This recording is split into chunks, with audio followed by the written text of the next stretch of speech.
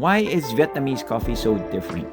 When you think of the world's great coffee countries, you might think of Brazil, Colombia, maybe Ethiopia, but probably not Vietnam, which is strange because Vietnam is the second largest coffee producer in the world.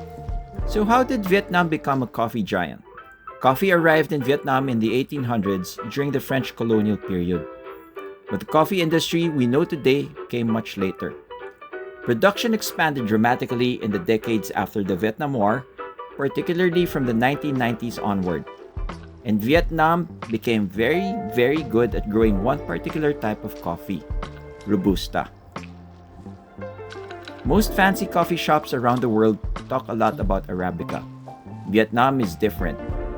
Its coffee industry is dominated by Robusta.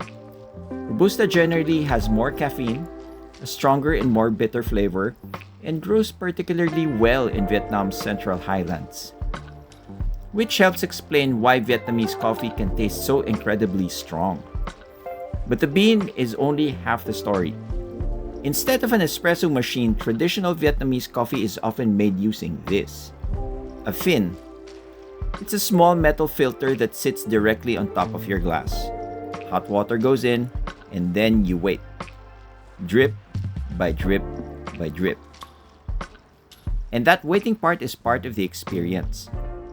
Coffee in Vietnam isn't necessarily something you grab and immediately run away with. Cafes spill onto sidewalks, people sit on tiny stools, and the coffee slowly drips while the city carries on around you. But then Vietnam did something else to coffee. They added condensed milk. Strong dark coffee over sweet condensed milk became Cà Phê Sữa Đá when served over ice. Sweet, bitter, cold, and dangerously easy to drink. And then there's Hanoi, because apparently regular coffee wasn't interesting enough. Here you'll find Cà Phê Trứng, egg coffee.